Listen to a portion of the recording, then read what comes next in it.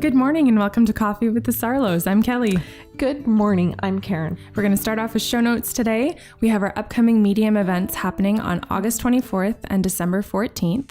Tickets are sold out already for August, but they are still on sale for our December event. Yeah. Very limited though, so I would suggest heading to the website if you're interested in that. It's by sarlo.com, upcoming events.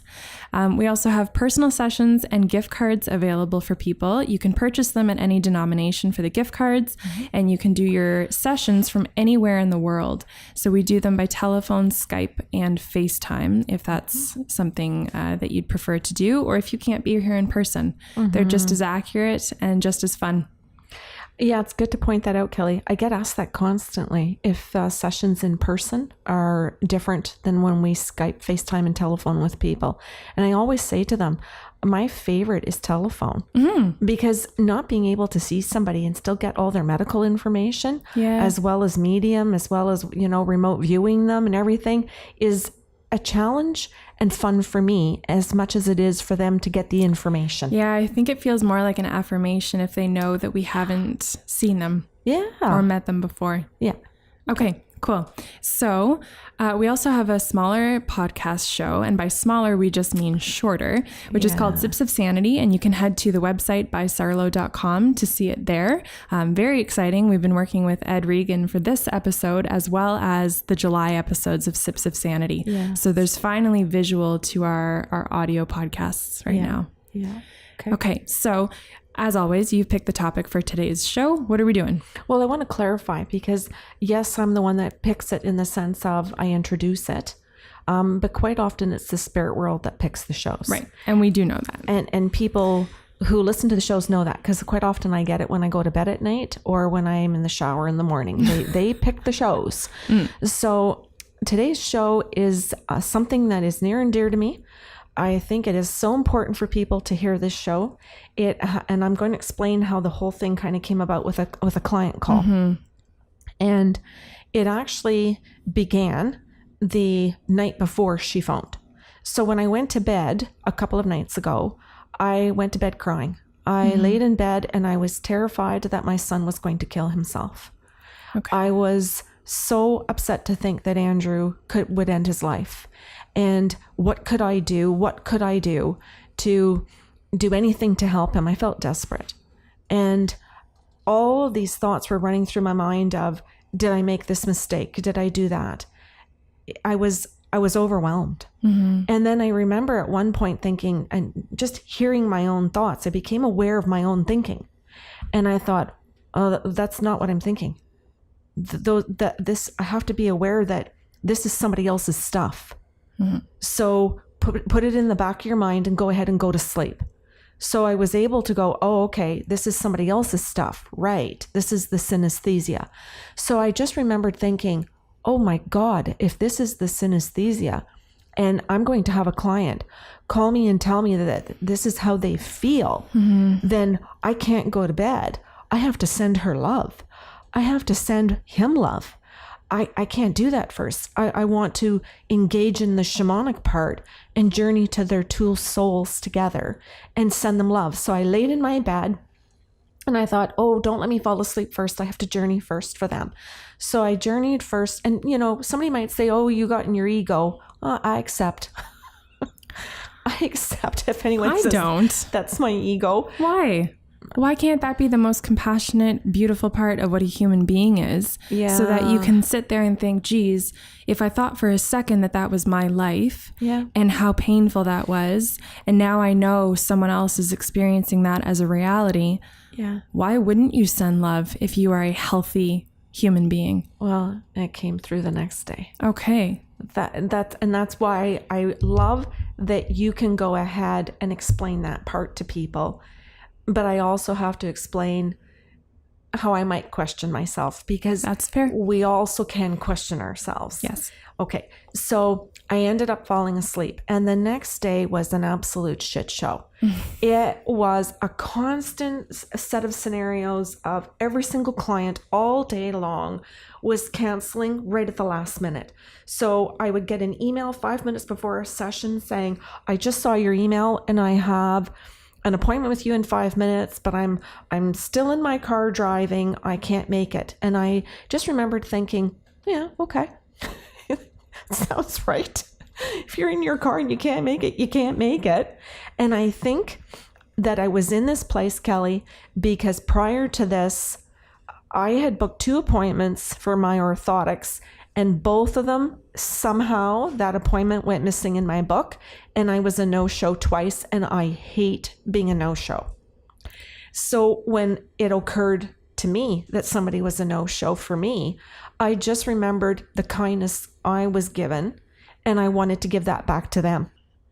So when this lady canceled her appointment at the very last minute, I was totally comfortable just saying, no worries. You do whatever you need to do, and off we go. And all day long this occurred. But what would happen is I would have within 30 seconds to a minute a phone call saying, I have an emergency. Yeah. Can you see me right now? And I thought, isn't this just amazing? The universe just making way. The whole day for every single client. And so this person said, can you see me on telephone, or can you take a telephone call? And I said, absolutely. We got on the phone and she goes, I've changed my mind. I want to see you face to face. Can we Skype? And I said, absolutely. Give me 2 minutes. I'm going to just shift rooms. So I ran up into the other room. We started Skype. And as soon as I sat down and looked at her, I heard in my head, it's her. Like this. From and it was last like, night. Oh my God, seriously? That's awful. But I'm glad. So she started and said, Whoa. For people just tuning in and don't understand our gifts, I'm glad that I know where to place the pain that I experienced last night, right? Yeah. Because in the synesthesia, if you're feeling exactly what another person feels, you want to know where it belongs, essentially. Oh, absolutely. Because then as energy healers, we know what to do with it so that we can help the individual experiencing it. And you know what, Kelly? I was hoping then that all of the dreams all through the night that I had, all of the dream walking was also going to play out all in her session. Yeah. So that all of the work that we're doing all night long also plays out. Okay. So you saw her. So I began the conversation after I went through consent with her, and I said, what would you like? And I'm thinking, I think I know exactly what she wants, but let's see how she's going to start this conversation. Mm-hmm. And she said, I just want medium. And I thought, okay. And I waited and I heard, hello, I'm her father. But she really wants to know about her brother, but she's asking for me. So I looked at her and I said, do you want your dad? And she said, yeah.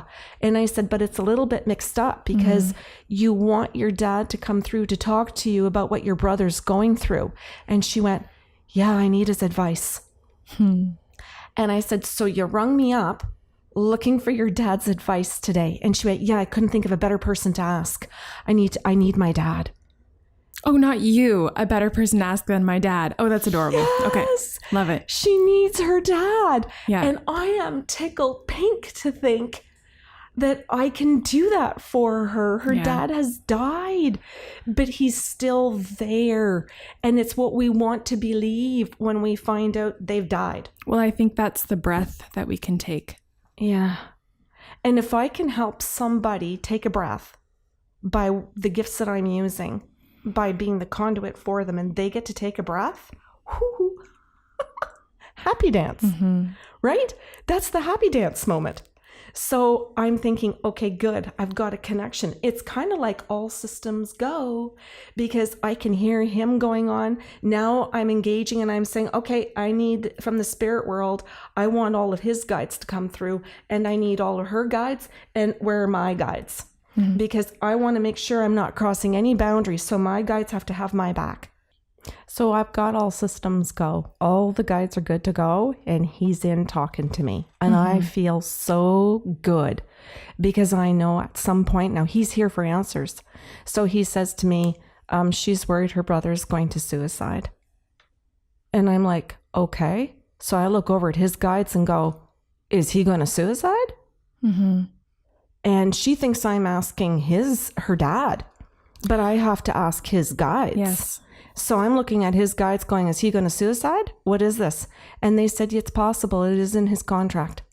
And I'm this is neat. I want to stop you for a second because, again, if people are just tuning in and don't understand the consent process, when you're channeling about a person who's still alive, we have to check in with their soul, which are their guides, to make sure that we're allowed to answer those questions, because they are not here consenting the same way the young woman is. That's right. And I'm not going to ask the dad who's crossed over for permission. It has to be his own guides. So the dad can give me information and say to his daughter, I love you. I love what you're doing for your brother. I'm here to give you as many answers as I can, but I have my own set of boundaries in the spirit world. And those are the universal laws. So the spirit world has laws that you and I have to follow. And I think it's good for people to hear that we have rules. Oh, yeah. Because I think some people think that if you're a psychic or you're a medium, that you have control.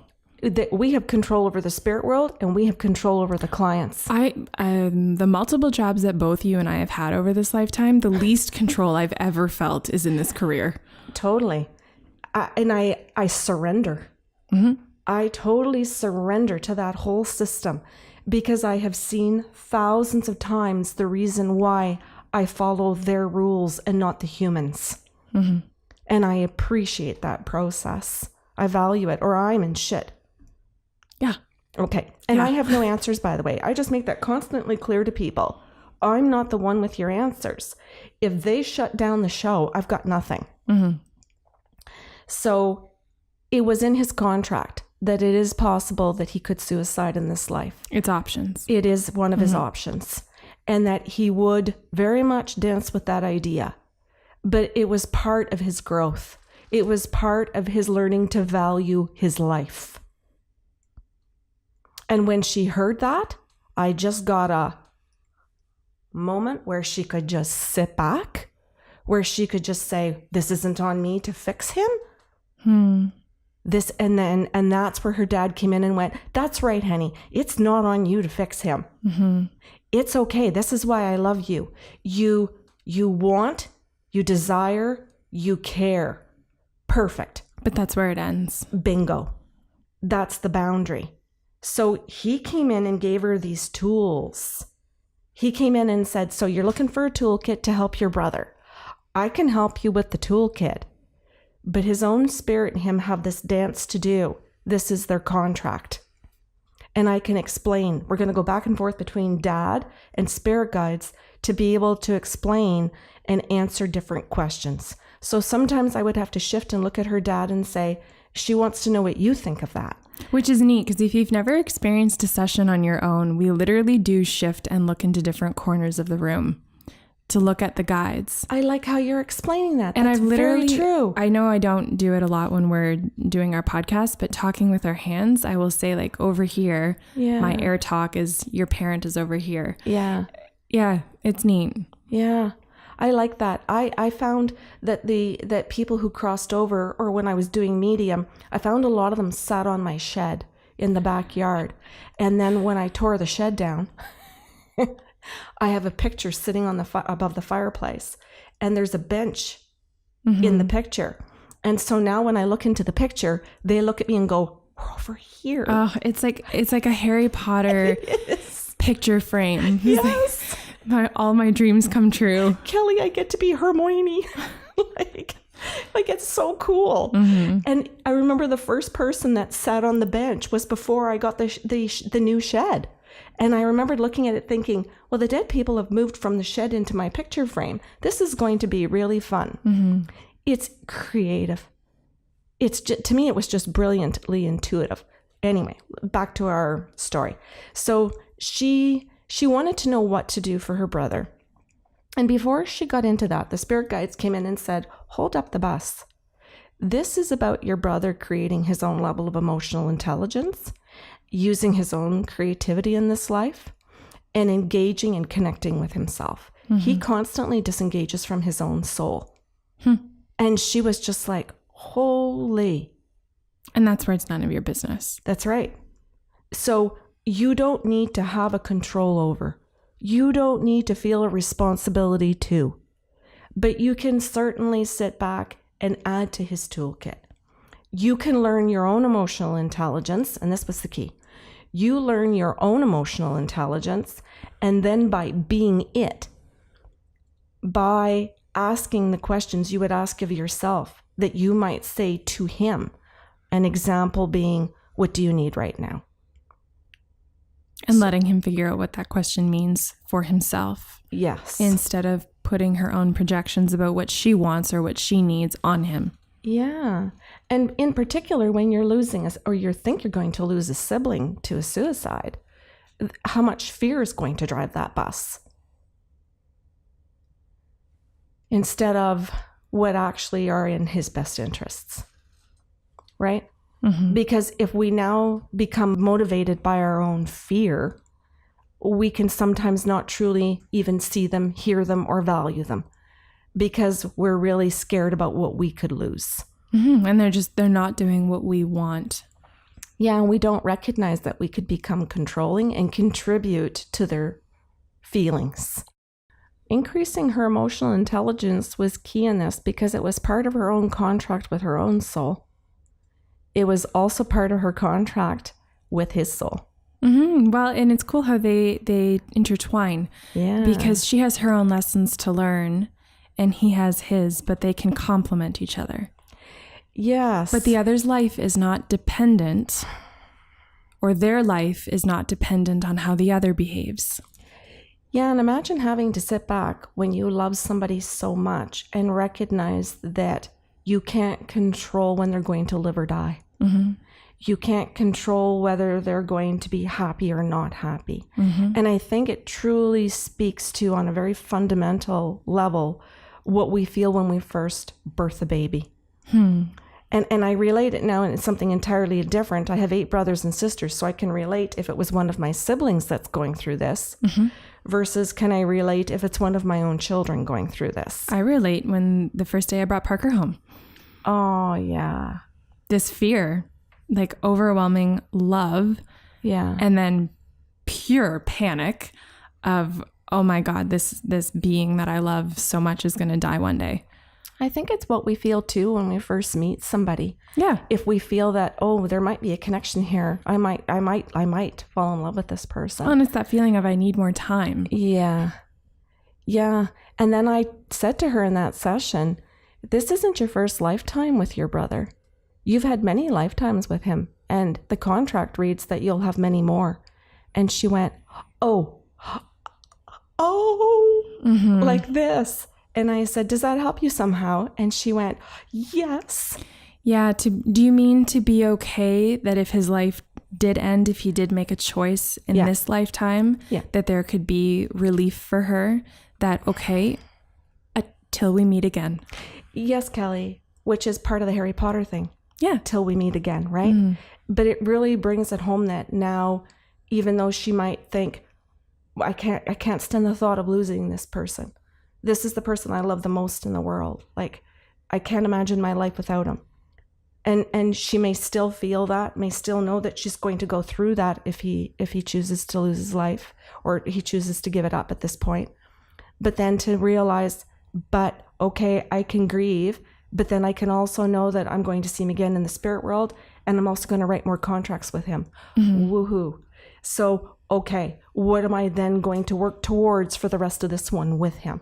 Mm-hmm. And it would be okay, so that I don't create so much anxiety in myself that if it doesn't work, that I'm a failure. Can it be a work in progress together? And I think, wow, what a beautiful way to word that. To be able to see relationships go from life to life as works in progress, as opposed to, I have to jam this in, or I have to control, or this can't happen. Mm-hmm. And that is a spiritual cue. One of the things that I really love in channeling for people is talking about the ways that they find each other when one has passed. So the affirmations that they get, like the butterflies or the dragonflies, to know that their loved ones are still around. And they go, yeah, we did. We said we'd be butterflies for each other. But then to be able to say, like you're saying, well, you practiced being butterflies in the past life. And you've taken the affirmations from lifetime to lifetime. And then it's like, what do you mean we've done this before and we chose this affirmation?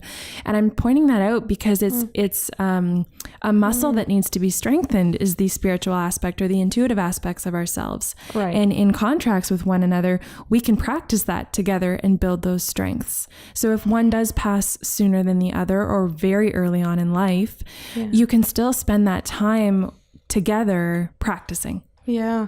And I think it's good because some people will make comments about, well, I went to therapy and they said, I'm not moving forward. I'm stuck in grieving if I keep thinking about this person. And I would say, well, no, it's a relationship from life to life.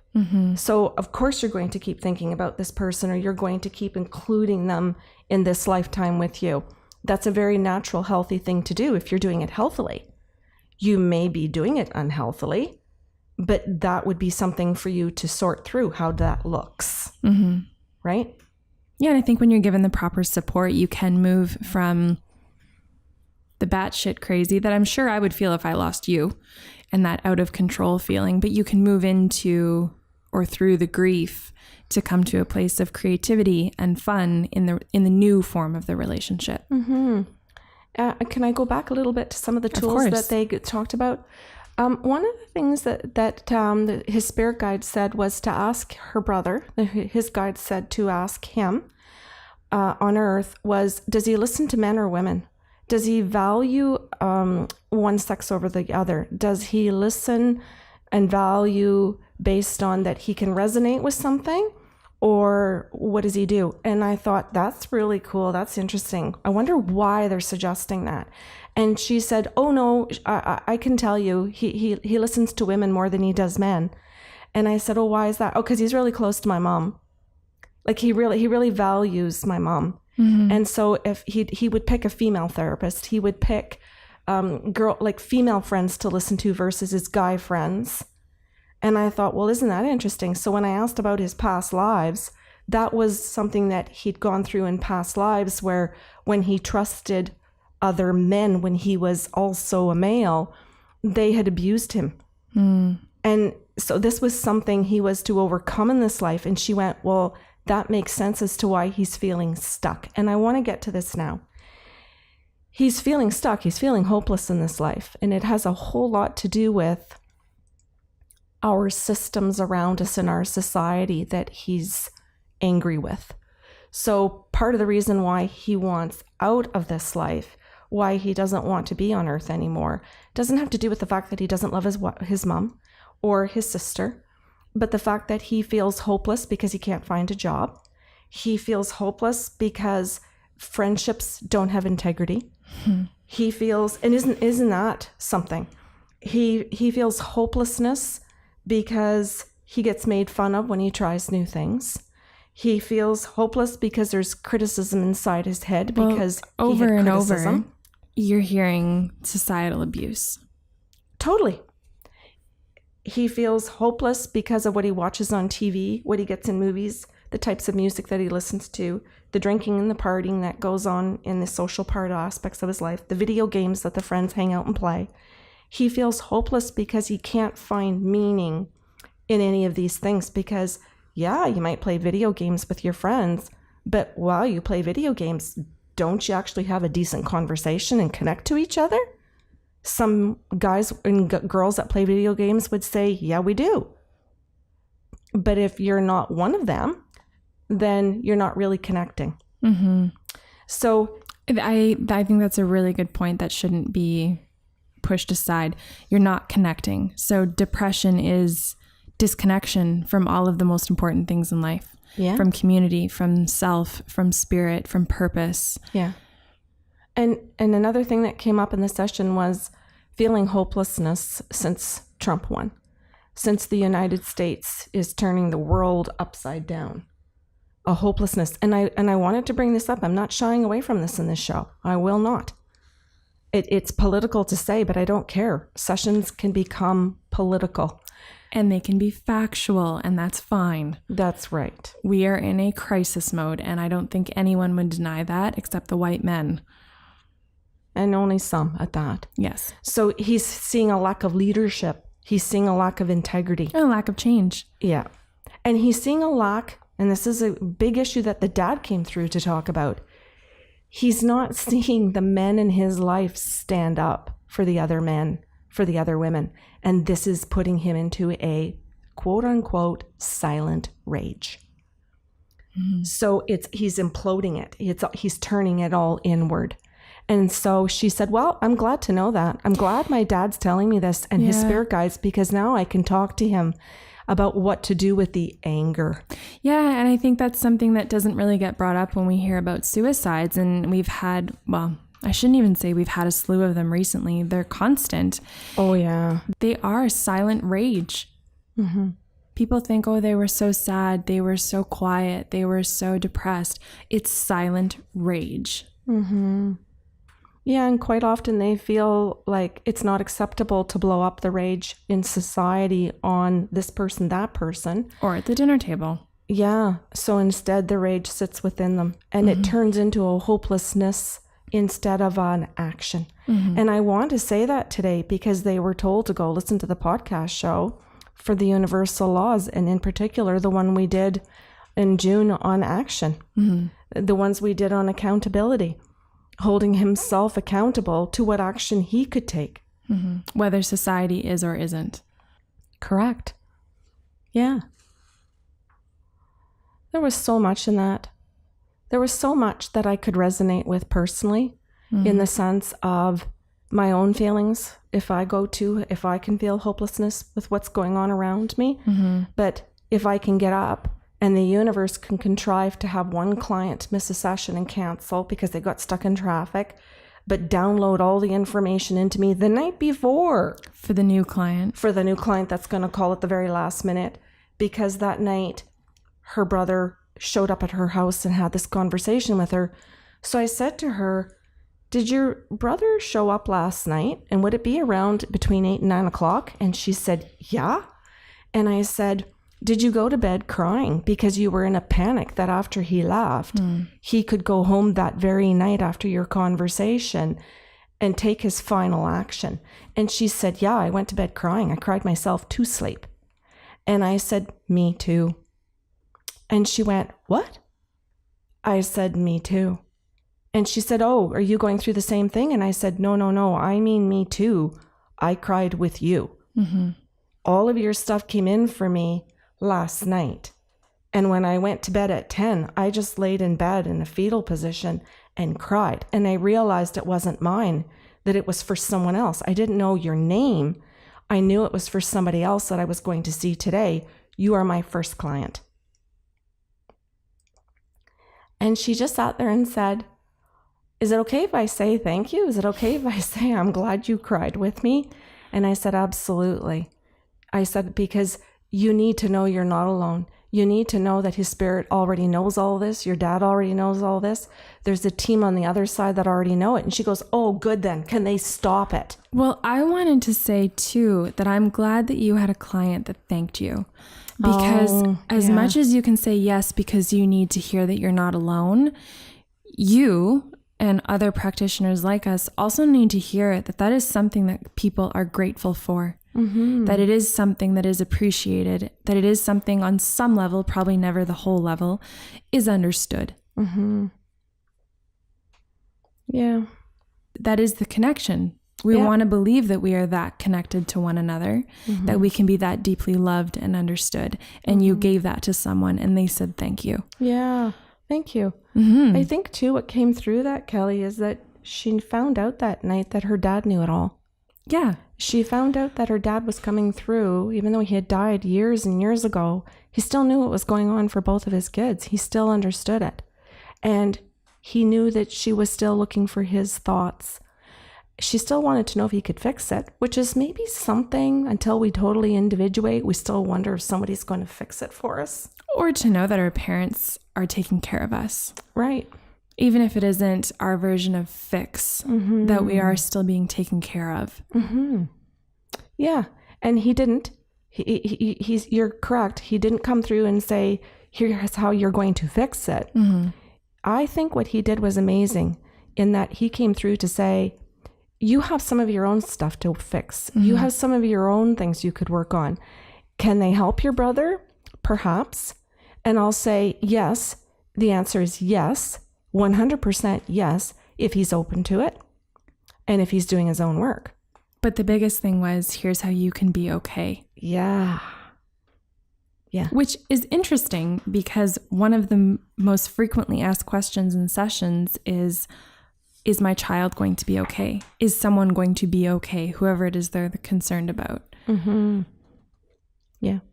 He told her to praise him when he makes small steps. Mm-hmm. Celebrate. Yeah. Celebrate the tiny things that he does achieve. So if he gets up in the morning, good for you. Mm-hmm. Because it can be a masterfully huge thing to do. Oh my God, yes. Just to get out of bed. Just to get through another day. Tell any Canadian that on the dead of winter. Yeah. To wake up when the sun isn't shining or, yeah. Oh, absolutely. So she said, or he said to her, make sure that you celebrate the small steps or that you acknowledge the small steps for him, that you encourage him when he's making mistakes. And This goes back to our people-pleasing session for July. You have the right to make mistakes. You got it. And this is key to suicide. You have the right to make mistakes. You have the right to not be criticized. You have those rights. Those core rights we talked about in that show are often the things that people who want to suicide don't believe they have the right to. And I think it's important that they have that resource to go listen to those right now. Mm-hmm. And any other way that they can get those. So if you hear in a song, if you hear Beyonce singing, you have the right to be respected, listen to her. Listen to those songs. Watch those shows that say that you have the right to be respected. If you're watching The Bachelor or The Bachelorette, no. Because it flat out teaches you don't have a right to be respected by watching those types of behaviors. Mm-hmm. And I'm picking on those two shows in particular. I hate those two shows because they absolutely teach people that they shouldn't be respected, that it's okay to date multiple people. Well, and that you should expect insecurities. Yeah. That you should expect unfaithfulness, that you should expect that your partner won't be trustworthy. Mm-hmm. And then once they pick you, not that you pick them equally, but that they pick you, that you should tolerate the rest of the abuse for the rest of your life. That's what those shows have set us up to believe, flat out. And that's where people can go down the rabbit hole of depression, thinking that all people believe those things. Well, and these are the systems that you're talking about. This young man felt hopelessness about. Yeah. Yeah. And it's important. It's important if you're sitting there and it's playing in your own home. Mm-hmm. It's important if you're sitting there thinking, this is the fun thing I get to sit and watch with my spouse or my partner. Mm-hmm. What are you doing? What are you subconsciously buying into? That's right. And what are you subconsciously wanting to think about your own life or your own relationships? And so she was coached that day through the spirit world, which I know you're a life coach. I don't want to take away anything about your certificates for life coaching. There's something way cooler about being coached by a dead person. Yes. And I love the fact that her dad was life coaching. Where do you think my coaching comes from? Yeah. And his spirit guides wanting to come through to say, these things, these responsibilities, these universal laws are his to learn. They're on the internet. They're in books. They're on podcast shows. He has to pick the device, the way, the methodology of wanting to learn. And this was one of the things that was so beautiful about what the dad said. Just go back to the love of learning the two of you have. And it was like, oh, that's a really cool statement. I get that because I've had a love of learning. You have a love of learning. I know some people in my family groups have a love of learning. But boy, it's clear as a bell to me the ones that don't. Well, because they want more control. They want more control. They have more pain. They suffer more. And longer. Absolutely. Until they figure that out. So he came through to say that. What else did he say? Oh, I liked this one. He told her to take breaks from him. From her brother? Hey, that's smart. That's a good piece of Yes. advice in any relationship. Yeah, he Take breaks said- from one another. Yeah, he said take breaks, and he taught her the value of taking a break.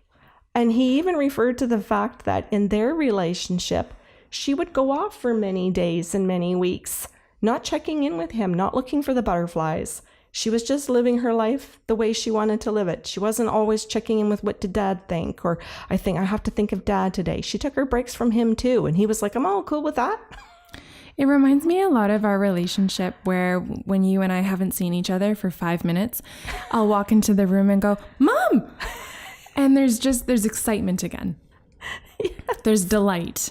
It's not minute by minute weighed down with each other's stuff. It's not minute by minute weighed down with what the other one's doing, if they're doing things right or the way I want it.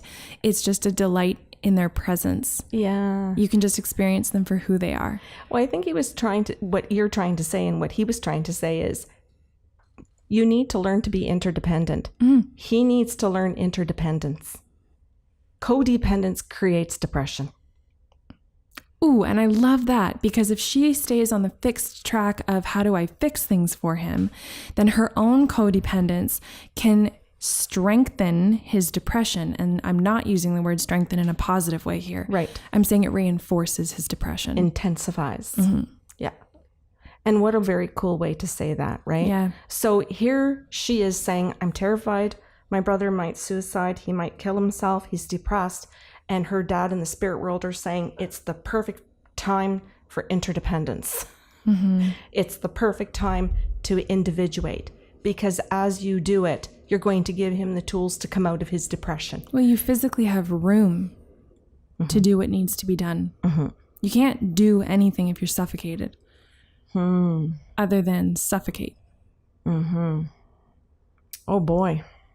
That's what people mean when they say they need space. Well, and I think sometimes if we hear that, or we feel that somebody may be thinking of ending their own life, or they're depressed, that we want to rush in. And that's when we want to do all of the things that make it worse.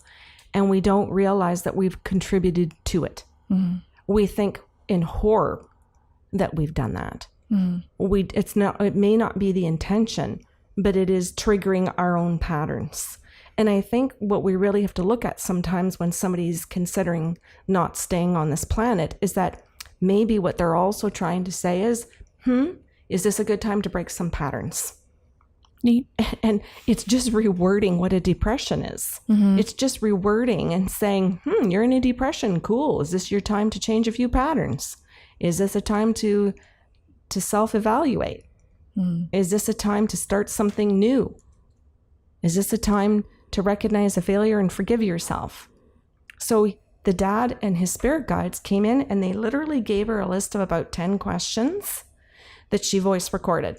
Oh, excellent. And then I pulled out a little, you know that when you buy the five for a buck coiled notebooks like at the dollar store? So I whipped one off my desk and I showed it to her and I started flipping the sheets and she goes, what are you doing? And I said, write one question per page. Just Flip like cue it. cards. Yes. Yeah. And so if he calls you, if you're having coffee together, put the flip thing out and look at better questions instead of, so what's wrong?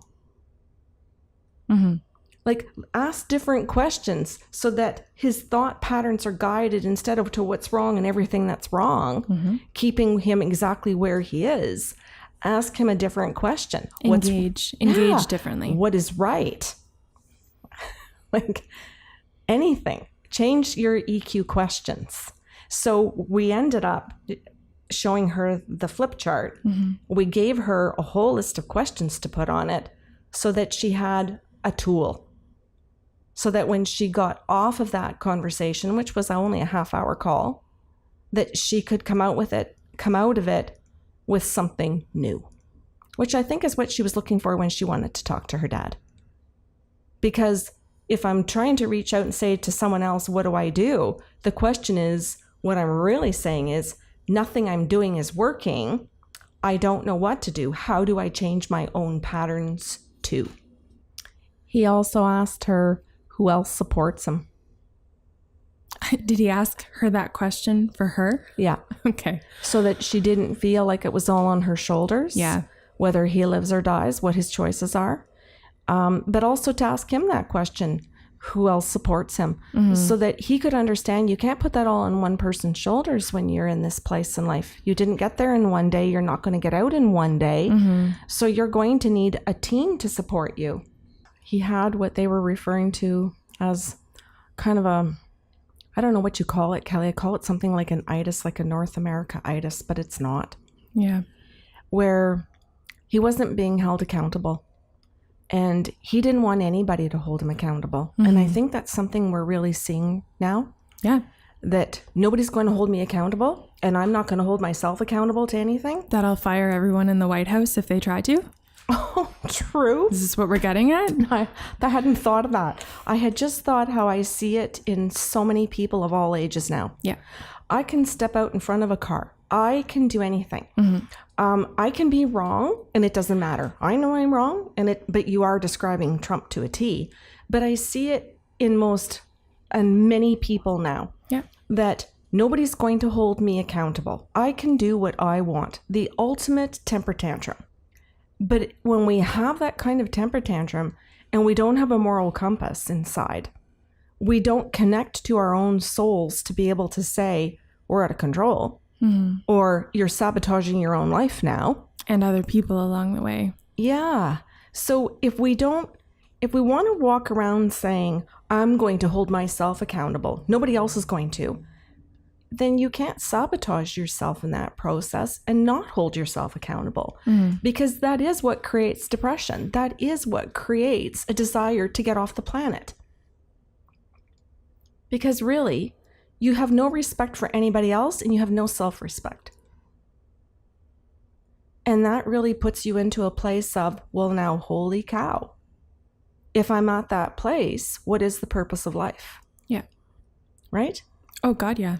And we are seeing it. You're right. That is what Trump is doing. And the Republican Party. It's not just one person there. That has to be a team of people doing that.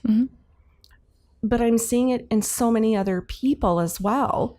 And in her brother. And I said, is that correct? And she said, oh, absolutely. He listens to my mother, but he actually, and he does want to say he respects her, but if she suggested something, he wouldn't really listen because he thinks he's never wrong. And so here you're seeing when somebody doesn't think that they're ever wrong or that they can ever take advice or ever try something somebody else suggests, they put everybody else down. They get hypercritical about everybody else. They end up getting hypercritical about themselves. And that is a spiral that really is that destructive. To the point of suicide is what you mean? Yes, to that point. So his spirit guide said, this is what he's done in other lifetimes. This is why he's back at the same spot. This is Groundhog Day. This is repeating over and over again, but life to life. And interesting that the sister would be the one to check in on him. And they're saying, if he's repeated this from lifetime to lifetime, how are you contributing to it? And are you going to stay stuck in the same contract? Yeah. Because if he's not willing to rewrite a contract in life for himself or with you, how do you want to live? From this point, who do you want to be? And from this point forward now, yes, for the rest of this life and for all of the other lifetimes and all of the rest of those contracts, which is what I know is what you're saying, just spelling it out again. But it had to be spelled out to her in that way. And she sat there and went, I think I get this. That's good. Thank God. Oh, thank God. Because if she chooses to get it, what she now has in that relationship with her brother is freedom. Well, and I think in terms of cliches, and you know how much I hate those, that is what we're referring to when we use cliches like, I want to step into my own power. Yes. Power is holding your own toolkit and knowing how to use them. Yeah. And letting other people have their own toolkits. So whatever toolkit he's got, you let him figure that out. If you want to throw that little curly, card or the Rolodex of papers and questions, and you put it down on the coffee table and he gets up and walks out the door without that, then he's saying again, I'm sabotaging and you don't have control over my sabotage. And ultimately, that's what all therapists truly do understand about suicide is that Nobody has control. That's the level of control they want. And so she had to be able to recognize that level of control and say, good to know. Good to know. That's where he's at, so that I don't expend all of my energy and energetically hemorrhage out to him, destroying my own life, breaking my own contract with my own soul, that I was supposed to mature in this process as well. I love it. I think this is a really nice follow-up to July's Sips of Sanity. Yeah, I hope so. Yeah, talking about people pleasing, because she can stay in that role if she chooses to and sabotage 2 lives, minimum, or she can step into her power and choose who she wants to be. Oh, and can I speak on behalf of her mother for a quick second? The mother being alive? Yes. Okay. I like to clarify. Yeah, I just want to go there for just a quick moment. Could you imagine watching your son live that kind of life, where nobody can tell him anything? That ego and the fears are so big to lose control, and know that you contributed to that damage. So you grieve that. Yes. And you may be watching your son giving up his life alive as well. Not just that he's died, but giving up his life as he's living. And then to turn around and to see that your daughter may engage in that and lose hers too, would be a double grieving. And instead, she can look at her daughter and see, okay, she's getting healthy. Yes. Yeah. Very cool. I love the topic. Thank you. Yeah, I thought it was so important, given, as you said earlier, and I totally forgot, so I'm glad you brought it up, what's happening in the United States, because it is because it's the president of the United States, it's being seen all over the entire planet. And that means... It's broadcasted. Yeah. And that means every single spirit that is part of our existence here and all of our soul contracts here are watching us. And what it comes down to is individual responses. Every single one. And I think to some degree, that is what we are hoping for when we see somebody like a Trump doing what he's doing.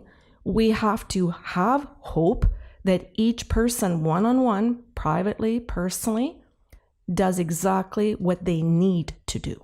To wake up. Yeah. Awesome. Thank you. This was a lot of fun. Oh, good. I was a little bit afraid at the beginning that it was going to be so heavy. Well, we've done heavier shit than this.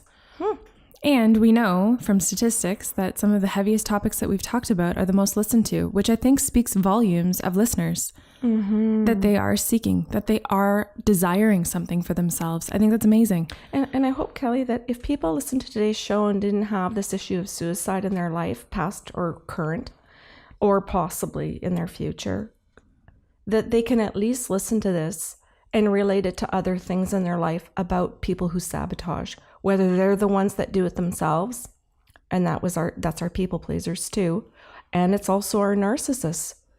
Both patterns are self-sabotage. And we have to equally watch the bully as we do the people pleaser, because they are both destructive for the collective good of our society, of our species. Good. Yeah. Okay. If you have questions or comments about today's show, you can email us at info@bysarlo.com. Otherwise, have a wonderful weekend.